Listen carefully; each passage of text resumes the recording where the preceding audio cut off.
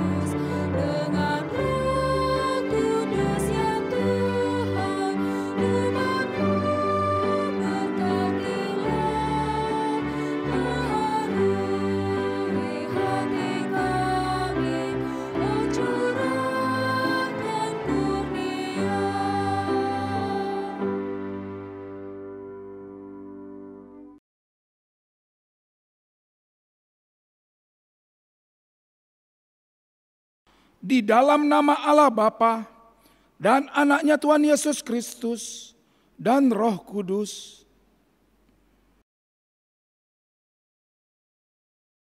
Ibu bapa serta saudara yang dikasihi Tuhan Yesus, bila kita merenungkan dosa yang kita lakukan di hadapan Tuhan, mustahil kita beroleh kesempatan menikmati anugerah Tuhan pada hari ini. Walaupun saat ini kita masih dapat menikmati anugerah-Nya, itu semua karena Tuhan mengasihi kita. Untuk itu, marilah kita mohon pengampunan atas dosa yang telah kita perbuat di hadapan-Nya, sehingga kita layak bersekutu dengan Dia. Kita saat teduh sejenak.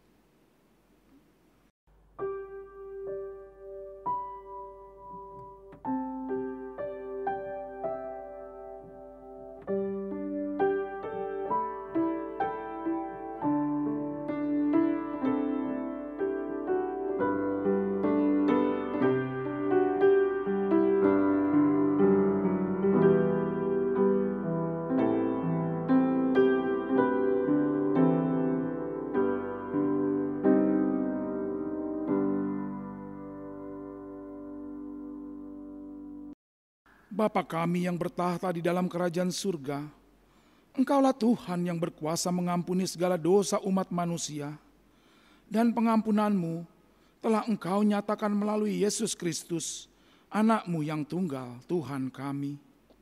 Tolong dan kasihanilah kami, agar kami yakin dan percaya akan pengampunan dosa kami, sehingga kami benar-benar hidup dalam damai sejahtera dengan Engkau dan dengan sesama kami.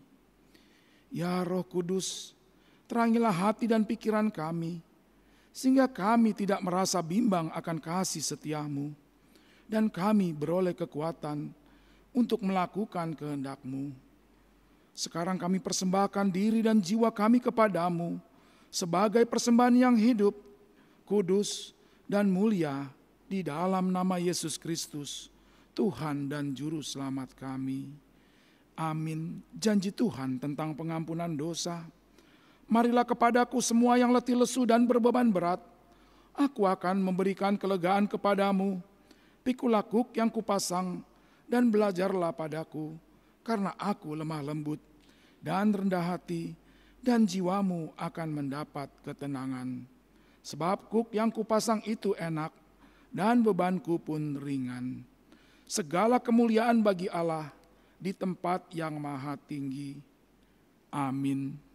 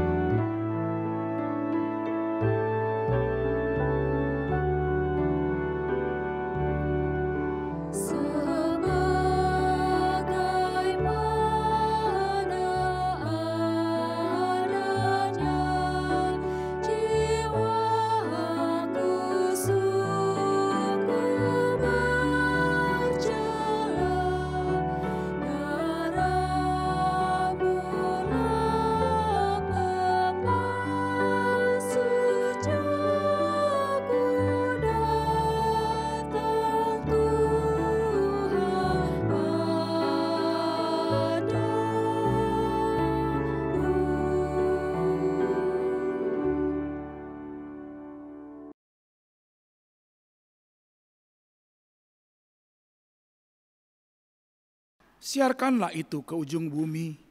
Katakanlah, Tuhan telah menebus Yakub hambanya. Bersorak-sorailah bagi Allah, hai seluruh bumi. Mazmurkanlah kemuliaan namanya. Muliakanlah dia dengan puji-pujian. Tuhan, kasihanilah kami. Kristus, kasihanilah kami. Tuhan, kasihanilah kami. Kemuliaan bagi Tuhan di tempat yang maha tinggi.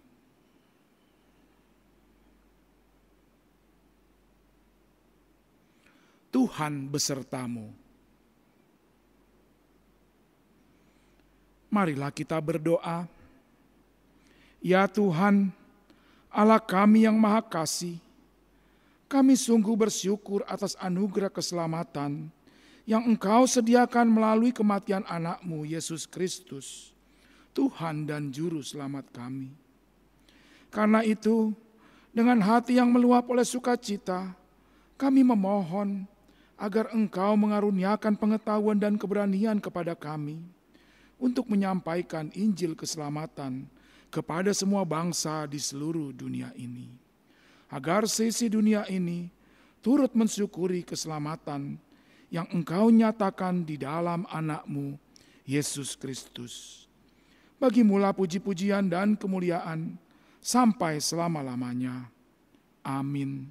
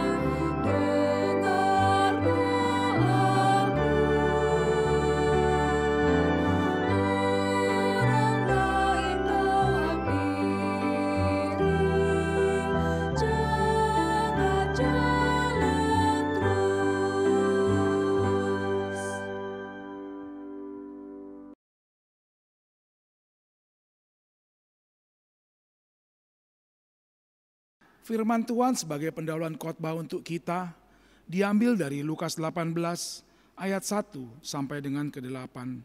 Di bawah perikop berbunyi, perumpamaan tentang hakim yang tak benar. Saya akan membacakannya untuk kita semua. Yesus mengatakan suatu perumpamaan kepada mereka untuk menegaskan bahwa mereka harus selalu berdoa dengan tidak jemu-jemu. Katanya, dalam sebuah kota ada seorang hakim yang tidak takut akan Allah dan tidak menghormati seorang pun. Dan di kota itu ada seorang janda yang selalu datang kepada hakim itu dan berkata, "Belalah hakku terhadap lawanku." Beberapa waktu lamanya hakim itu menolak. Tetapi kemudian ia berkata dalam hatinya, "Walaupun aku tidak takut akan Allah dan tidak menghormati seorang pun, namun karena janda ini menyusahkan aku, baiklah aku membenarkan dia, supaya jangan terus saja ia datang dan akhirnya menyerang aku." Kata Tuhan, camkanlah apa yang dikatakan hakim yang lalim itu. Tidakkah Allah akan membenarkan orang-orang pilihannya yang siang malam berseru kepadanya? Dan adakah ia mengulur-ngulur waktu sebelum menolong mereka? Aku berkata kepadamu, ia akan segera membenarkan mereka. Akan tetapi, jika Anak Manusia itu datang, adakah ia mendapati iman di bumi? Sampai sedemikian jauh pembacaan firman Tuhan untuk kita. Berbahagialah setiap orang yang telah mendengar sabda Tuhan, yang menghayati serta mengamalkannya. Amin.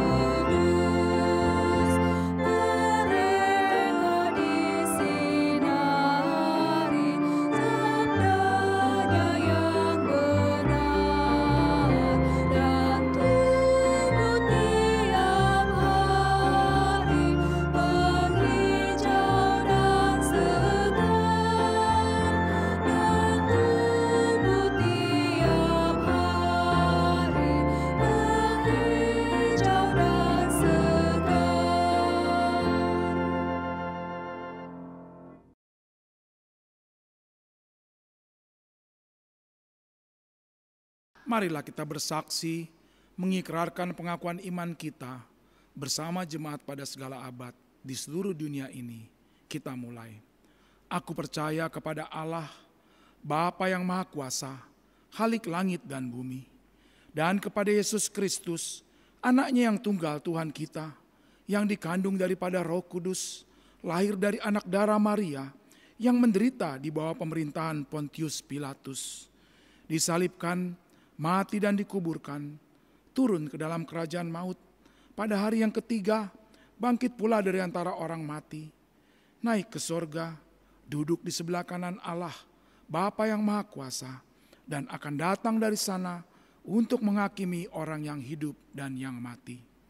Aku percaya kepada Roh Kudus, gereja yang kudus dan am, persekutuan orang kudus, pengampunan dosa, kebangkitan daging, dan hidup yang kekal.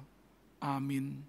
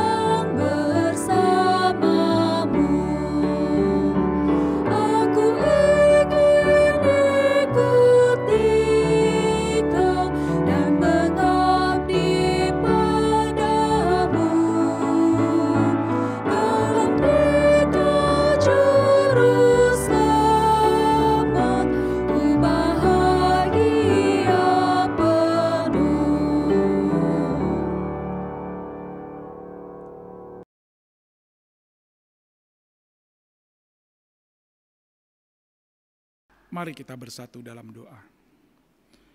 Segala puji hormat kami panjatkan pada Engkau, Tuhan Allah kami. Allah kami yang bertahta di dalam kemuliaan-Nya di kerajaan surga. Allah yang maha besar, Allah yang maha kasih, Allah yang memiliki kehidupan kami. Kami di sini datang Tuhan, jemaat-Mu GKPI Romangun, menghadap kehadapan-Mu Tuhan di hari-Mu yang kudus ini Tuhan. Kami sujud menyembah, hendak memuji dan memuliakan nama-Mu. Kami mengakui kebesaran Engkau Tuhan. Kami mengakui Tuhan, Engkau berkuasa atas segala sesuatu yang terjadi dalam kehidupan kami. Tuhan Allah kami sungguh bersyukur atas hari-hari yang kami lalui, atas berkat yang begitu berlimpah dalam kehidupan kami. Kami bersyukur atas segala sesuatu yang boleh kami alami dalam kehidupan kami. Khususnya dalam seminggu ini Tuhan, di mana kami yang masih menghadapi ketakutan Tuhan dan kekhawatiran atas pandemi COVID-19 yang Kau izinkan terjadi di negara kami ini Tuhan. Tuhan, kami begitu takut, kami begitu khawatir Tuhan, tetapi kami percaya Tuhan, kami senantiasa bersandar kepada Engkau. Kami serahkan semua ketakutan kami, kekhawatiran kami, sehingga kami bisa senantiasa bersuka cita, menikmati waktu kami Tuhan, bersama dengan keluarga kami Tuhan. Tuhan, kami bersyukur Tuhan, terlebih di hari-Mu yang kudus ini Tuhan, atas segala kekuatan yang Kau berikan buat kami, sehingga kami bisa beribadah di rumah kami masing-masing. Kami bisa bersuka cita, memuji dan memuliakan nama-Mu. Biarlah Tuhan, melalui ibadah kami ini Tuhan, kami bisa semakin dikuatkan dan bisa semakin mendekatkan diri kami kepada-Mu. Tuhan, Allah kami, Allah yang maha pengampun, kami juga mau mengaku atas segala dosa-dosa dan kejahatan kami. Kami mengaku atas kelalaian kami. Kami juga mengaku atas kekurangan kami, di mana kami kurang bisa mengampuni sesama kami. Ampuni kami Tuhan, agar kami tetap layak di hadapan-Mu. Dan ajar-ajarilah kami Tuhan, agar kami senantiasa bisa selalu berada di jalan-Mu dan seturut dengan kehendak-Mu Tuhan. Tuhan, berkati kami juga dengan kesehatan, berkati kami Tuhan dengan kebutuhan kami yang secukupnya. Engkau juga mau memakai kami kiranya Tuhan, agar kami bisa juga menjadi berkat bagi orang-orang yang ada di sekeliling kami. Tuhan Allah kami, Allah yang baik. Secara khusus Tuhan, kami mau bawakan pimpinan-pimpinan negara kami ini Tuhan. Engkau berikan kepada mereka hikmat Tuhan, khususnya dalam mengatasi pandemi COVID-19 ini. Secara khusus Tuhan di seluruh dunia Tuhan, berikan hikmat kepada para pemimpin-pemimpin dunia Tuhan, agar mereka bisa bersatu padu Tuhan, menghadapi pandemi COVID-19 ini. Tuhan, biarlah Tuhan, pandemi COVID-19 ini bisa segera berlalu, dan kami bisa kembali beraktivitas normal seperti sedia kala. Engkau berkati juga Tuhan, program PSBB yang dilakukan di Jakarta di tempat kami tinggal Tuhan. Begitu pula dengan seluruh program-program ke depannya. Biarlah Tuhan, semuanya bisa berjalan baik dan lancar.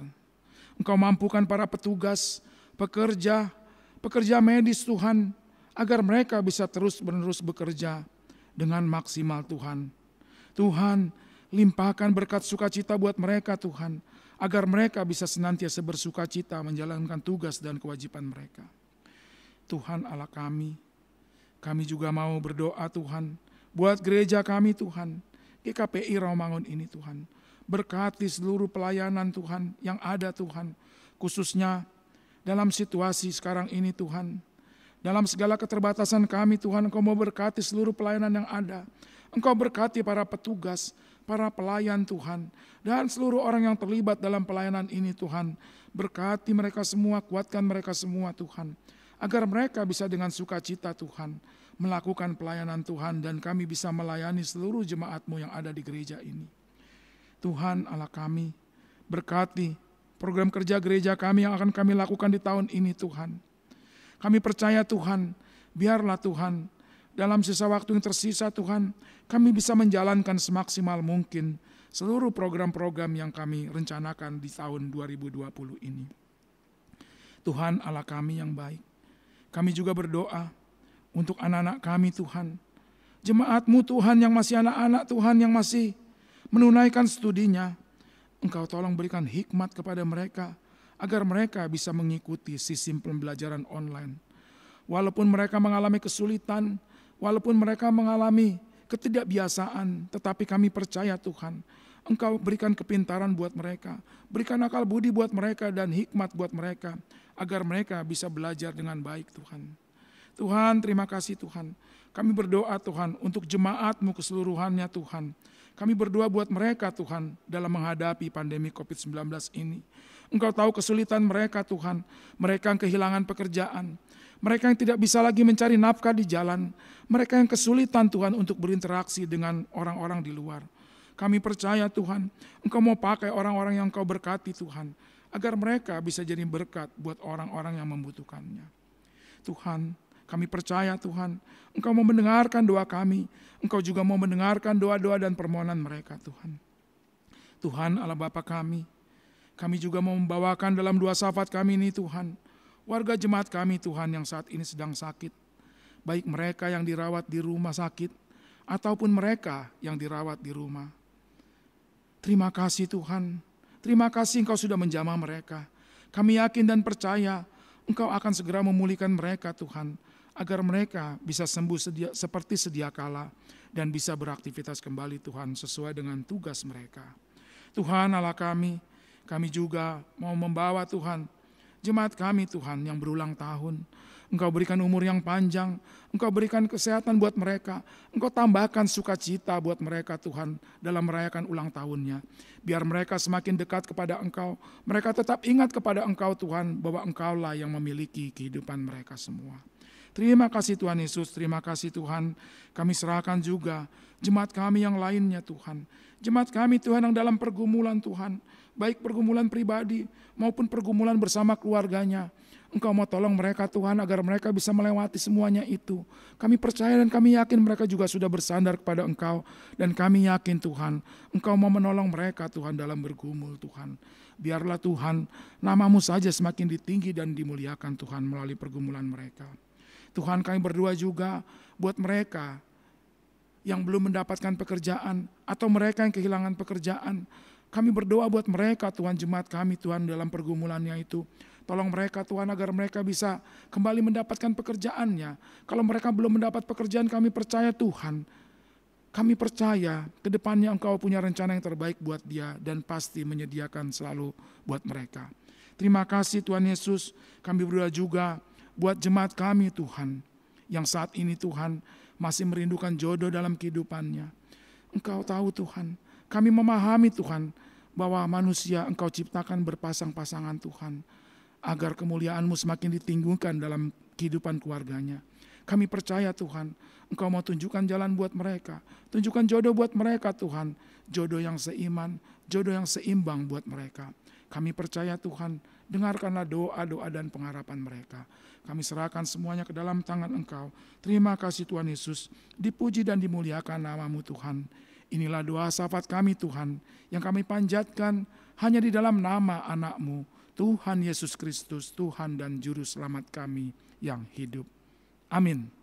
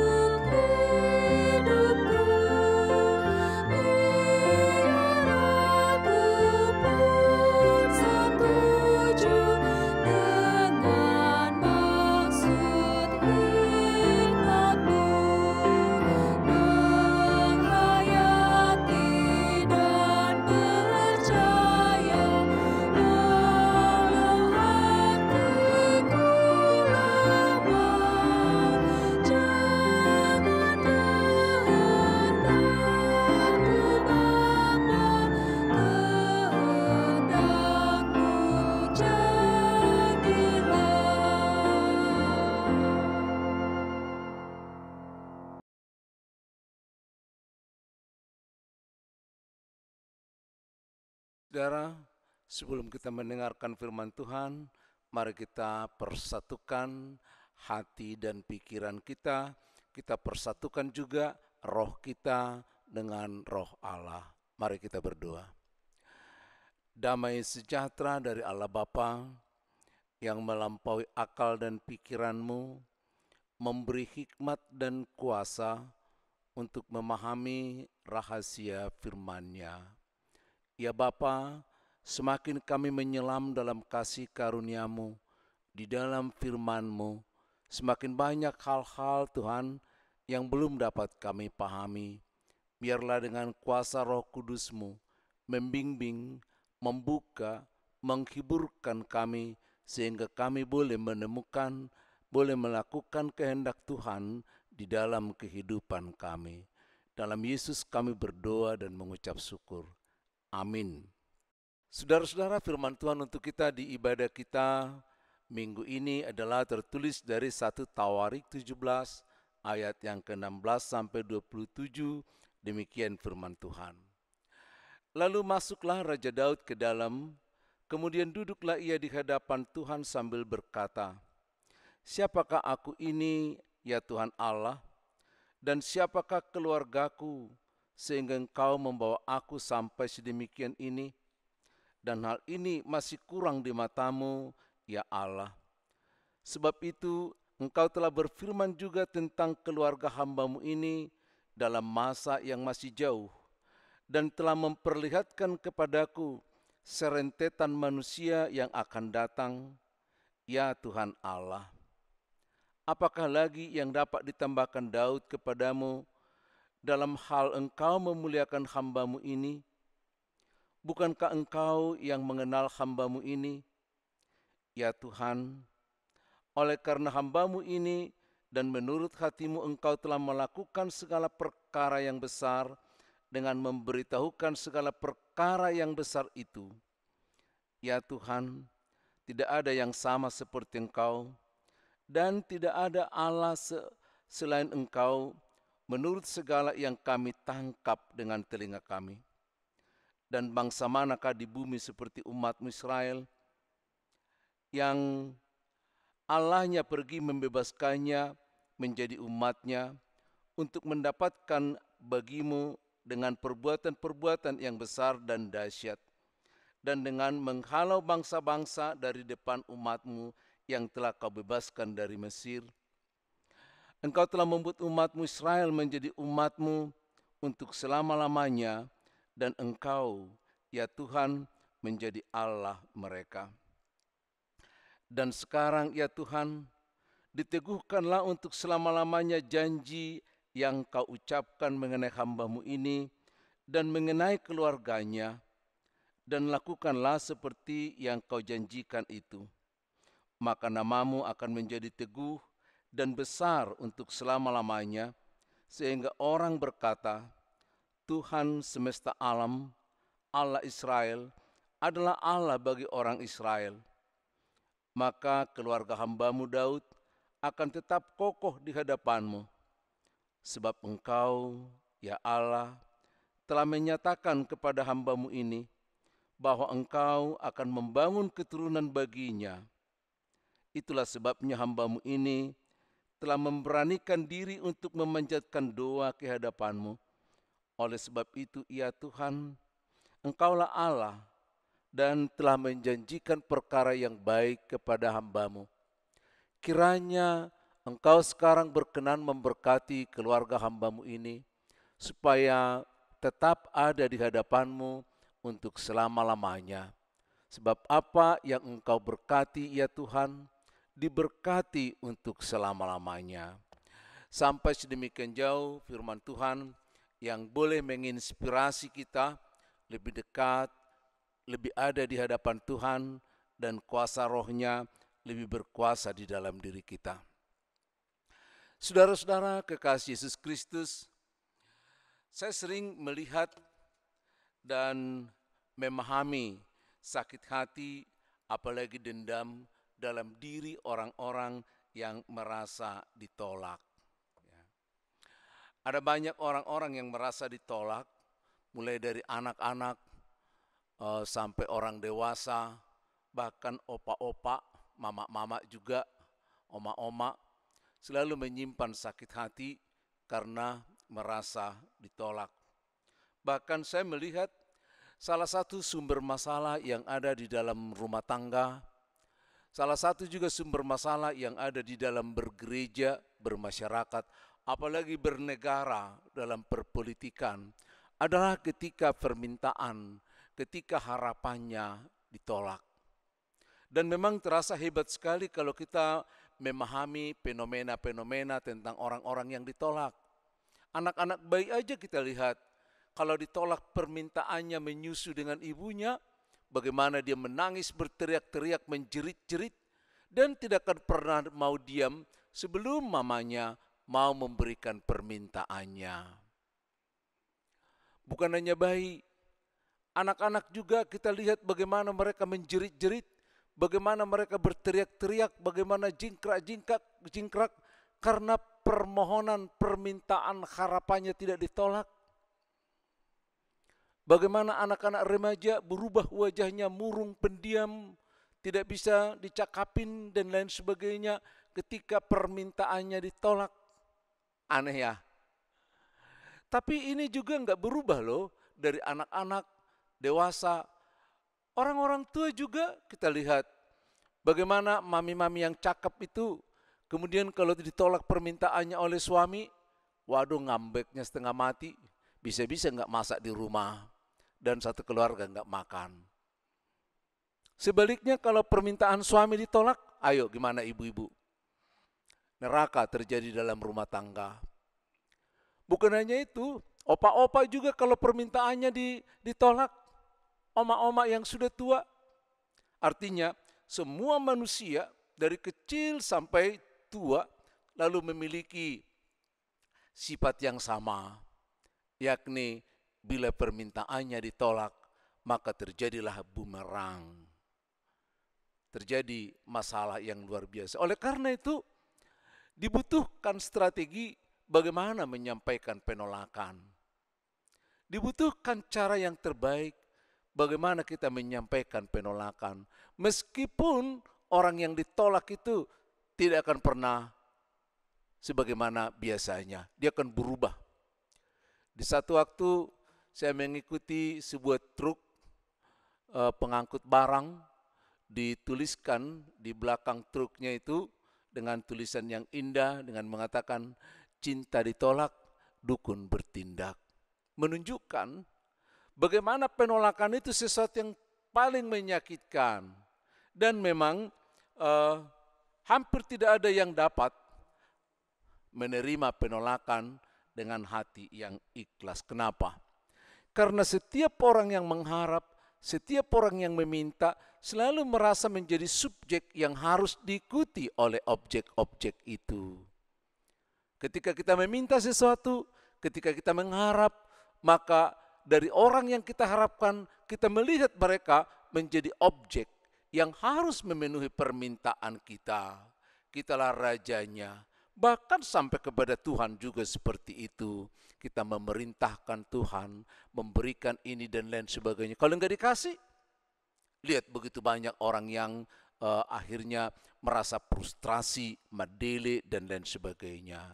Tapi kali ini kan kita lihat seorang hamba Tuhan yang permintaannya ditolak, tapi justru dia masuk dalam sebuah perenungan karena dia sadar kepada siapa dia meminta dan siapa yang berbicara kepadanya.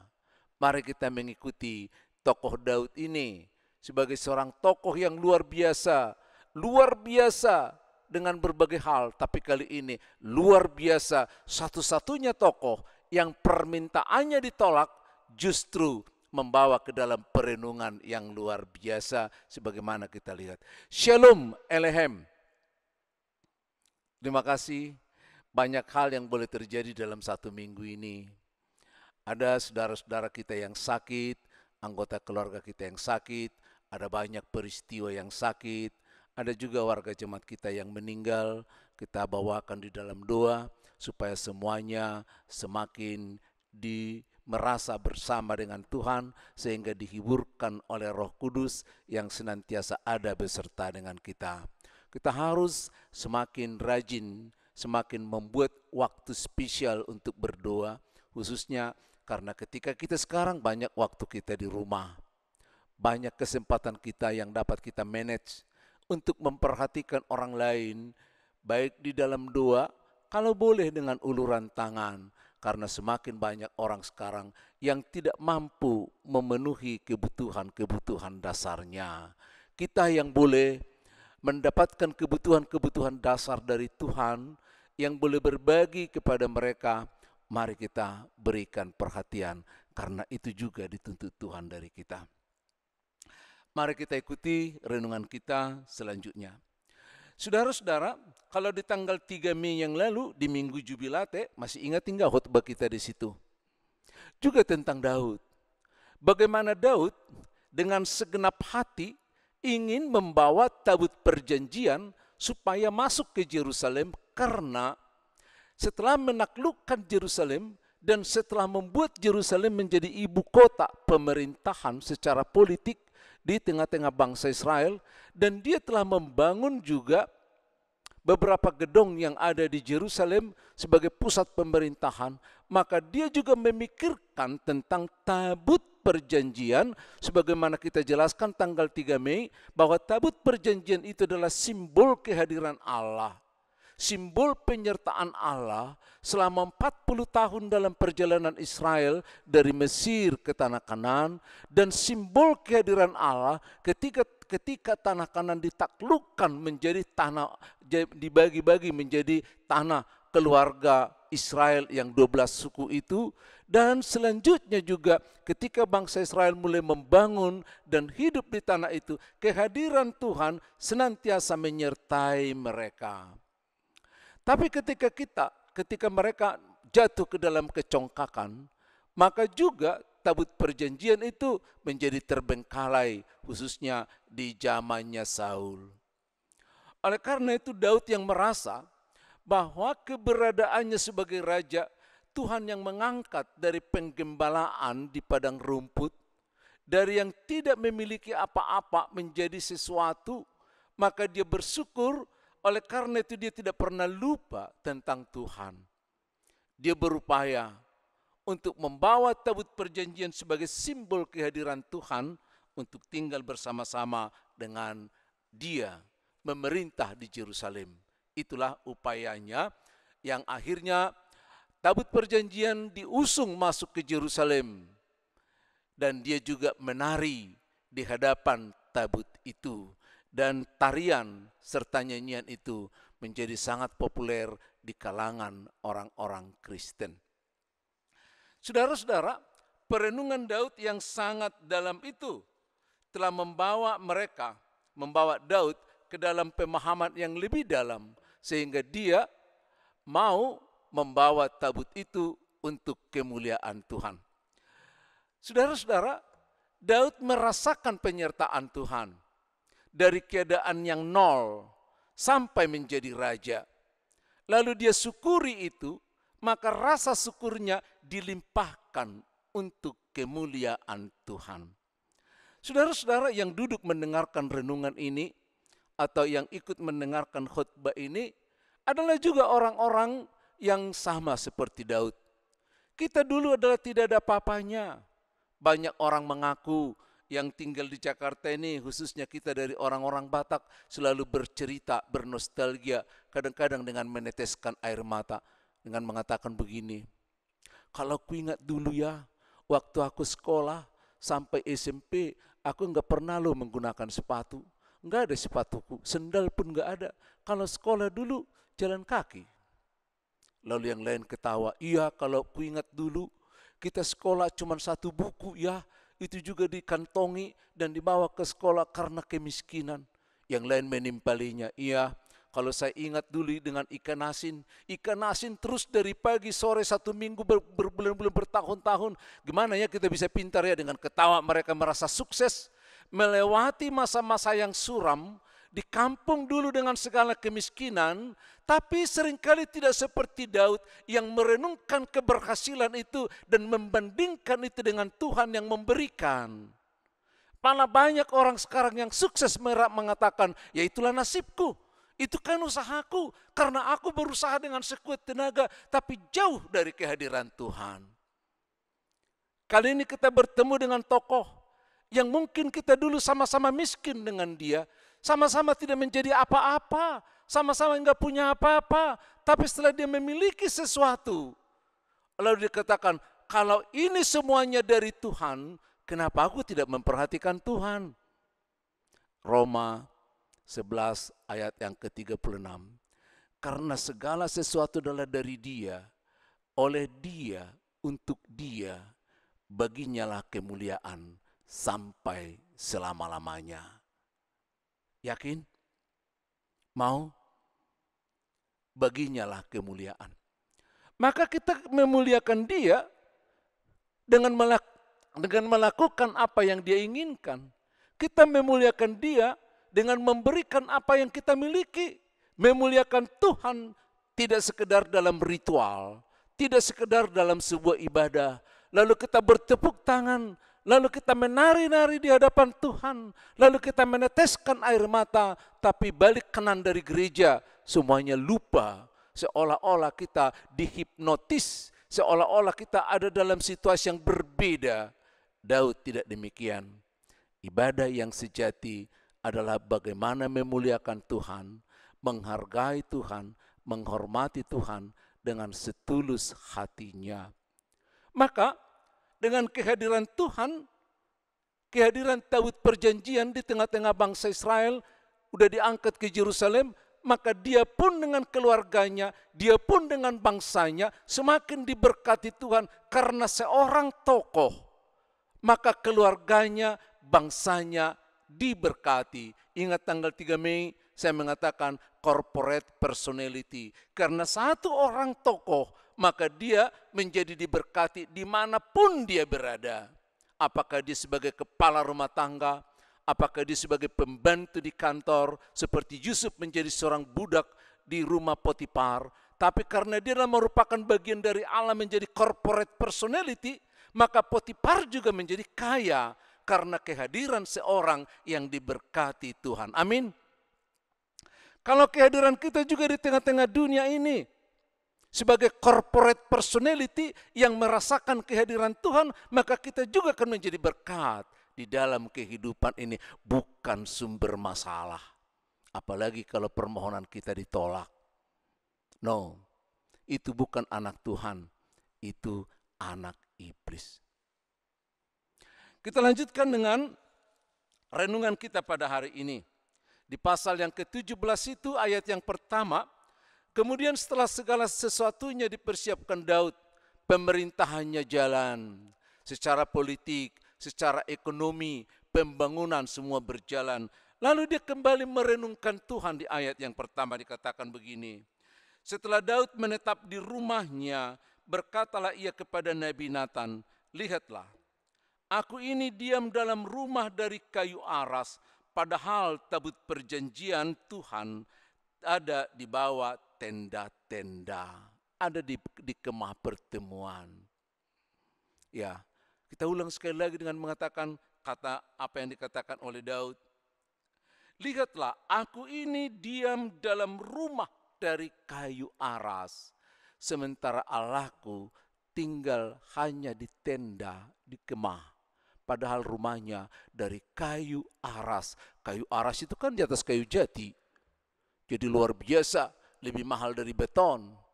Ya, dia tinggal di rumah yang terbuat demikian. Tapi dia tidak tega, kenapa? Karena dia tahu segala sesuatu yang dia dapatkan, pemerintahan yang dia dapatkan, ya, keluarga yang dia dapatkan, pengampunan yang dia dapatkan, status yang dia dapatkan adalah berasal dari Tuhan. Lalu dia membandingkan kalau dia mendapat posisi, mendapat fasilitas yang demikian, tapi Tuhan dengan tabut perjanjiannya, dengan baitnya, masih merasa terlantar menurut dia. Maka dia katakan tidak baik. Maka dikatakan kepada Nathan, saya akan membangun satu bait Allah, rumah Allah, yang lebih megah dari tenda itu, dari kemah itu, dari rumahku. Saudara, ada suatu kesadaran yang sangat mendasar, tapi mungkin banyak orang yang tersinggung nanti kalau kita lanjutkan secara apa adanya. Contohnya gini, dari perkataan Daud itu, aku tinggal di rumah yang terbuat dari kayu aras, padahal Tuhanku, dia bandingkan dia. Dia katakan, aku ini siapalah aku? Aku ini hanya debu. Aku ini hanya seorang gembala yang diangkat menjadi raja. Aku ini adalah anak Isai, adalah anak yang bungsu yang tidak diperhitungkan. Tapi sekarang aku menjadi diperhitungkan karena Tuhan. Padahal dia masih kurang kuhargai. Aku tinggal di rumah aras, dari kayu aras. Sementara Tuhanku yang memberikan segala-galanya. Kalau kita berpanjang ini dengan bahasa yang sangat sederhana sekali. Ada banyak orang yang tinggal di rumah seperti istana. Tapi gerejanya nggak terurus. Gerejanya nggak terbangun. Dan lain sebagainya. Dia menyumbang sedikit udah koar-koar. Ya, bahkan belum menyumbang pun udah curiga. Dan lain sebagainya. Itu yang sering saya lihat dalam persekutuan orang-orang Kristen. Kadang-kadang memberikan persembahan yang secuil itu aja pun udah harus diperteliti, dipertanyakan dan lain sebagainya. Kenapa? Karena dia memberi dari kelebihannya, Bukan karena dia membandingkan kepada Tuhan sebagai pemberi yang begitu banyak. Dia selalu melihat dirinya sebagai subjek, bukan sebagai objek. Tapi Daud di sini dia melihat, dia adalah objek. Sementara subjek adalah Tuhan yang mengatur segala-galanya. Maka dia memberikan sebagai ucapan syukur. Yang terbesar dari apa yang dia lakukan kali ini adalah dia mau membangun rumah Tuhan dengan tidak mengajak seorang pun. Nathan terkesima mendengarkan itu. Lalu dikatakan di ayat yang kedua oleh Nathan sebagai seorang nabi yang dianggap sebagai satu legitimasi dalam percakapan itu. Lalu berkatalah Nathan kepada Daud, lakukanlah segala sesuatu yang dikandung hatimu, sebab Allah menyertai engkau. Lakukanlah, Allah menyertai engkau. Kenapa Nathan mengatakan demikian? Karena secara logika dia memandang, dia menimbang, dia mengimani bahwa apa yang dipikirkan, apa yang direncanakan Daud adalah sesuatu yang luar biasa dari seorang yang beriman. Maka dikatakan lakukanlah. Ternyata ketika Nathan tidur, Tuhan berbicara kepada dia sebagai seorang nabi. Nabi-nabi Allah kan selalu bertemu dengan Allah. Namanya juga pesuruh Allah. Maka kalau ada nabi seperti yang ada di dunia ini, di agama-agama lain, tidak pernah bertemu dengan Tuhan, hanya bertemu dengan ini dan itu dan lain sebagainya, itu bukan nabi Allah. Itu adalah nabi dari dirinya sendiri. Pelayan-pelayan juga kalau tidak merasa bertemu dengan Tuhan, dengan roh Tuhan, mereka akan menjadi pelayan-pelayan palsu yang hanya menginginkan kehormatan, jabatan, bahkan mungkin materi. Apapun bentuk pelayananmu, yakinkan kalau engkau bersama dengan Tuhan, bertemu dengan firman-Nya, dengan roh-Nya dalam kuasa Tuhan. Dalam mimpi itu Tuhan mengingatkan Nathan bahwa apa yang dipikirkan oleh Daud itu sungguh amat baik. Tapi Tuhan tidak menerima apa yang diberikan, apa yang direncanakan oleh Daud itu. Katakanlah kepada Daud, aku yang mengangkat engkau dari tempat penggembalaan. Aku yang memilih engkau, aku yang memberikan. Tapi bukan engkau yang mendirikan rumah bagiku, melainkan anakmu, melainkan keturunanmu, dari keluargamu. Dan keluargamu akan dikokohkan menjadi pemimpin di tengah-tengah bangsa Israel sampai selama-lamanya. Alias permintaannya ditolak. Tadi saya katakan bagaimana kalau permintaannya ditolak. Dia merasa sudah sanggup. Dia merasa pemikirannya sudah baik. Dia merasa sudah juga dilegitimasi oleh seorang nabi. Tapi ketika diulang kembali apa yang dikatakan Tuhan, ternyata Daud berbeda. Dia undur dari semua rencananya. Dia melihat Tuhan yang berbicara. Dia tidak melihat dirinya. Lalu dia masuk ke dalam kamarnya. Dia berdoa, kemudian dia duduk di hadapan Tuhan untuk berdoa. Saudara-saudara, dikatakan di ayat yang pertama tadi, menjadi bagian dari teks kita, ayat yang ke-16, maka masuklah Daud ke dalam kamarnya dan duduk di hadapan Tuhan.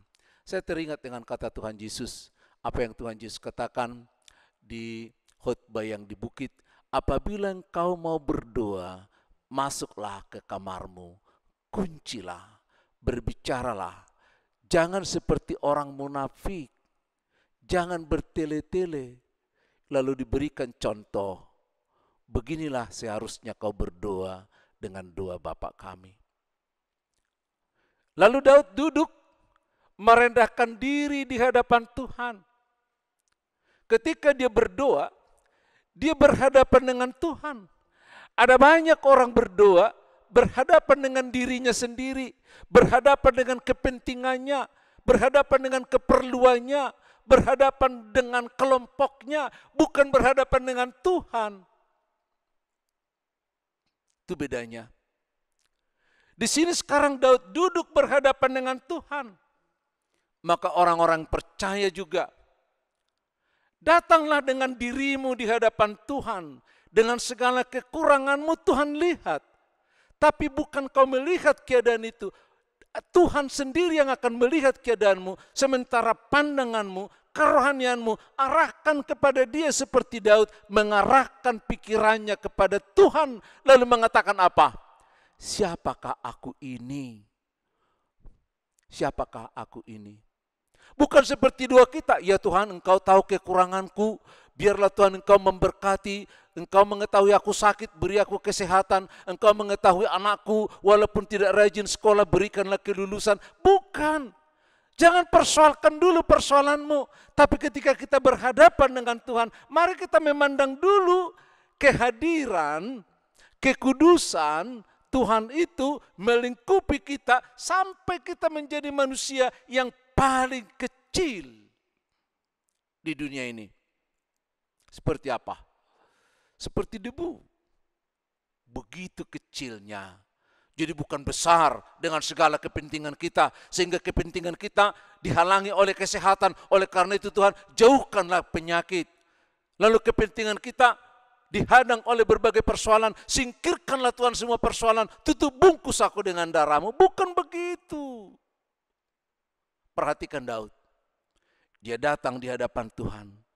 Dia duduk. Dia memandang kemuliaan Tuhan dengan sungguh-sungguh. Lalu dia melihat dirinya betapa kecilnya.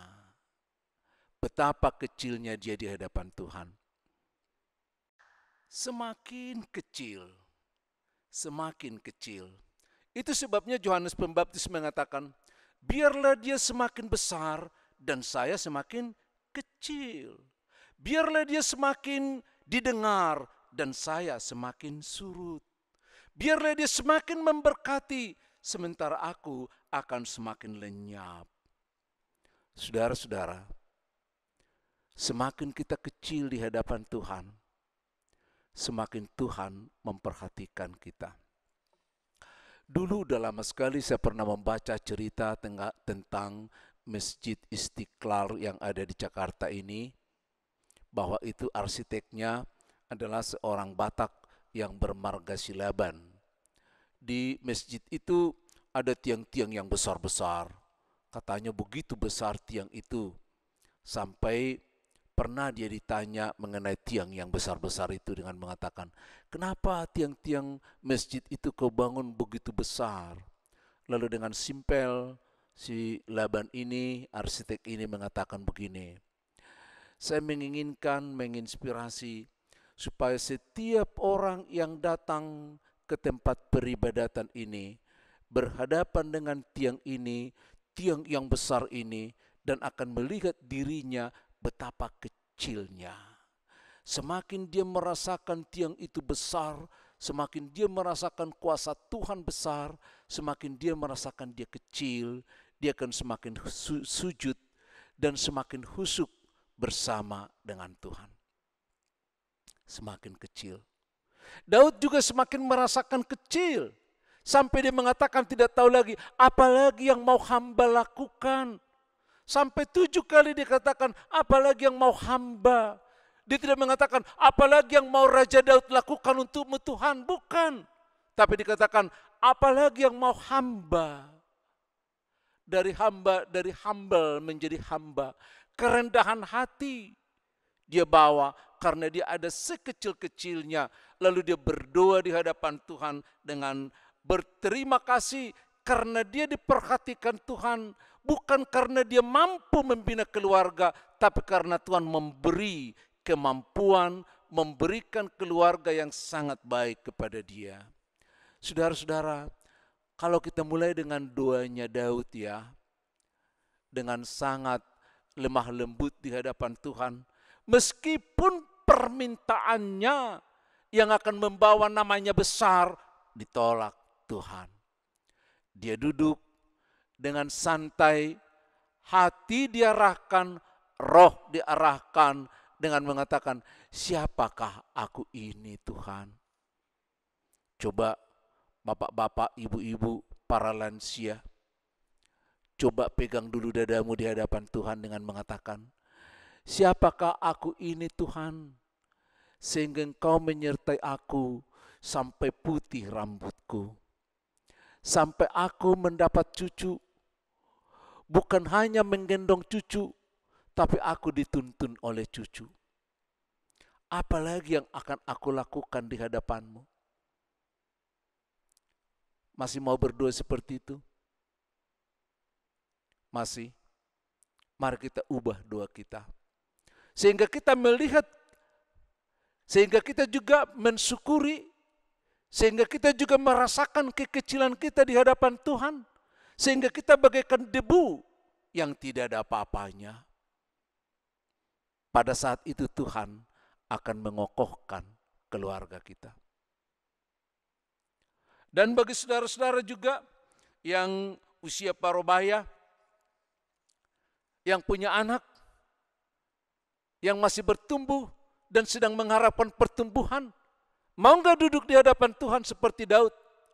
Pegang dadamu dengan perasaan yang sangat bersyukur di hadapan Tuhan. Katakan, siapakah hamba-Mu ini Tuhan? Sehingga Engkau memberikan aku seorang istri yang mau mengorbankan waktunya, kepribadiannya, semua yang ada bagi dia ada di tengah-tengah rumah tangga ini. Dengan tidak mengenal waktu kami boleh mengasuh anak-anak yang Tuhan berikan, bertumbuh, walaupun dalam keadaan yang paling sulit sekarang Tuhan, pendapatan kami berkurang, bahkan ada yang pengangguran karena COVID ini. Tapi katakan, sampai di sini Tuhan menyertai, yang dikatakan Samuel Ebenezer. Sampai di sini Engkau menyertai kami. 1 Samuel 7 ayat yang ke-12. Ebenezer. Sampai di sini. Kalau para pemuda juga, para remaja, mau nggak bersimpuh di hadapan Tuhan? Dengan memegang dadamu mengatakan, siapakah aku ini Tuhan? Kau beri aku kesempatan mendapat pendidikan yang baik, mendapat orang tua yang mengabdikan dirinya kepada kami, mendapat seorang mama yang memperhatikan, mendapat keluarga yang baik, mendapat. Walaupun kami menjumpai banyak masalah, tapi masalah itu hanya ujian untuk meningkatkan iman kami, meningkatkan ketakwaan kami di hadapan-Mu. Terima kasih. Apalagi yang mau kami lakukan Tuhan untuk memuliakan nama-Mu? Saudara-saudara, saya hanya mau mengatakan ini kepada para lansia, orang tua yang sedang membimbing anak, pada para pemuda, mari kita ajar anak-anak kita berdoa seperti itu. Seperti Tuhan Yesus ajarkan, Bapa kami yang di surga, dimuliakanlah nama-Mu. Bukan persoalan kita yang mau kita muliakan, bukan kesulitan kita yang mau obral di hadapan Tuhan. Tapi kemuliaan Tuhan kalau sudah memang ditransfer dan kita bersama dengan Dia, persoalan yang kita hadapi ini kan perkara kecil. Persoalan besar adalah bagaimana supaya kita mengerti kehendak Tuhan. Bagaimana supaya kita mengerti keberadaan kita. Bagaimana kita supaya juga mengerti proses bagaimana Tuhan bertindak dalam hidup ini. Lalu Daud menerima janji Tuhan. Tuhan, nyatakanlah janji-Mu di tengah-tengah keluarga-Mu. Keluarga-keluarga sebutkan, Tuhan, Kau telah menitipkan anak-anak yang penuh dengan janji akan menjadi berkat di tengah-tengah keluarga, menjadi berkat di tengah-tengah dunia yang sudah kami bawa ke bait-Mu untuk dibaptiskan. Kami tuntun dalam nama Tuhan. Katakan, nyatakanlah Tuhan rencana-Mu bagi anak-anak-Ku. Berkatilah anak-anak-Mu di dalam doa. Berkati dengan kata-kata, sehingga bukan dengan kata-kata yang kasar, yang melecehkan kekurangannya, tapi yang membangkitkan semangatnya sebagai anak-anak Allah. Saudara, masih banyak persoalan yang akan kita hadapi, tapi marilah kita saling membesarkan hati di dalam Tuhan, membesarkan roh di hadapan Tuhan, sehingga Tuhan menjangkau kita, sehingga Tuhan memberikan kuasa-Nya kepada kita, sehingga kita ada di dalam Tuhan dan Tuhan di dalam kita. Amin. Kita berdoa. Terima kasih Bapa yang baik, Bapa yang selalu terbuka menyatakan keinginan-Mu kepada Daud. Sekalipun engkau menolak permintaannya, tapi Daud boleh menyadari keberadaannya. Biarlah kami Tuhan juga seperti anak-Mu Daud, sebagai anak-anak-Mu yang ada di zaman sekarang ini, yang sering kali kami salah kaprah, karena seolah-olah permohonan kami harus Tuhan kabulkan. Oleh karena itu kami mengubah pola pikir kami agar seperti Daud, mau menyadari kehadiran-Mu, mau menyadari kebesaran-Mu, mau juga menyadari kekurangan kami, mau juga menyadari Tuhan, kalau yang dipermuliakan dari semua keadaan dari kesulitan, yang boleh kami hadapi adalah kebesaran-Mu yang diutamakan, dan kebesaran-Mu yang menyelesaikan semuanya. Terpuji nama-Mu Tuhan, kekal sampai selama-lamanya. Amin.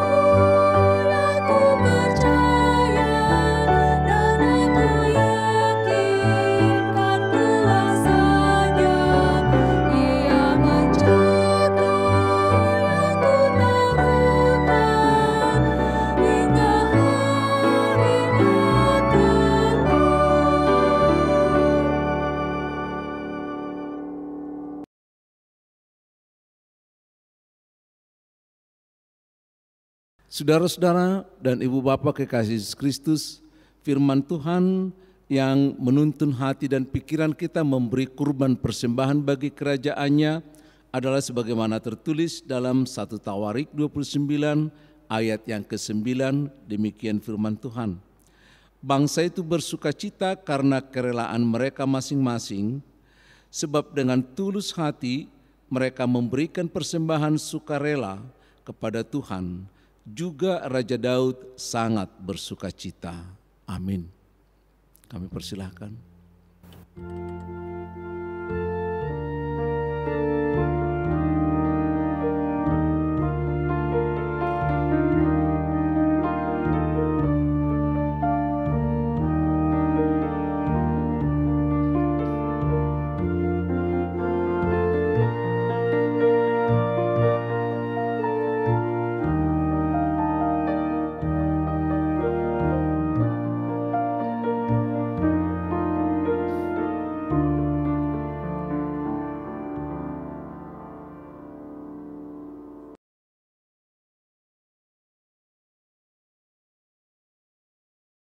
Saudara-saudara, kami undang untuk sama-sama bangkit berdiri.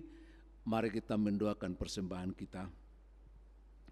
Ya Allah Bapa kami yang di surga, Kaulah sumber segala berkat dan rahmat. Kami persembahkan di sini sebagian dari berkat yang Tuhan berikan kepada kami sebagai kurban persembahan kami kepadamu. Adapun yang kami persembahkan ini ialah yang kami terima daripadamu, karena siapakah kami sehingga dapat memberi kepadamu. kasihanilah kami, terimalah kurban persembahan ini menjadi dupa yang harum di hadapan-Mu. Berkati dan peliharalah agar kami menggunakannya untuk kejayaan kerajaan-Mu di tengah gereja-Mu di seluruh dunia. Bukalah hati kami dengan Roh-Mu yang kudus, agar kami senantiasa mengucapkan terima kasih kepadamu dalam nama Yesus Kristus Tuhan kami. Amin.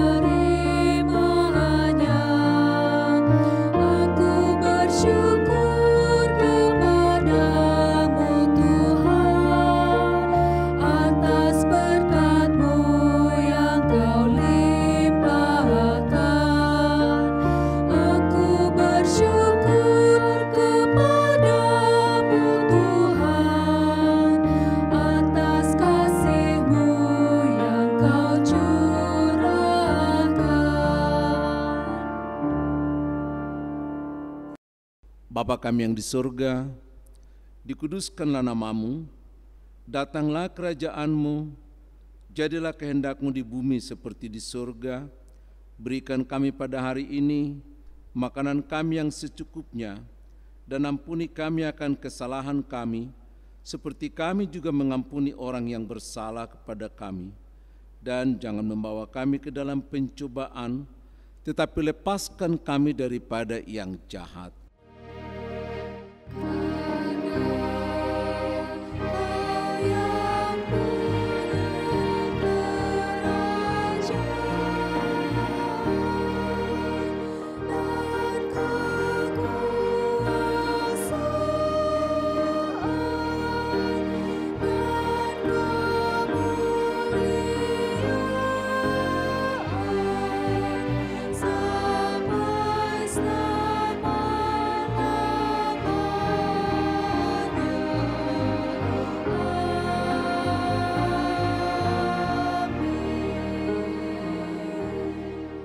Saudara, mari kita kembali ke dalam kegiatan kita masing-masing. Jadilah garam dan terang di tengah-tengah kehidupan. Tuhan menyertai dan memberkatimu. Tuhan menyinarkan wajah-Nya kepadamu dan memberi engkau kasih karunia. Tuhan menghadapkan wajah-Nya kepadamu dan memberi engkau damai sejahtera. Amin.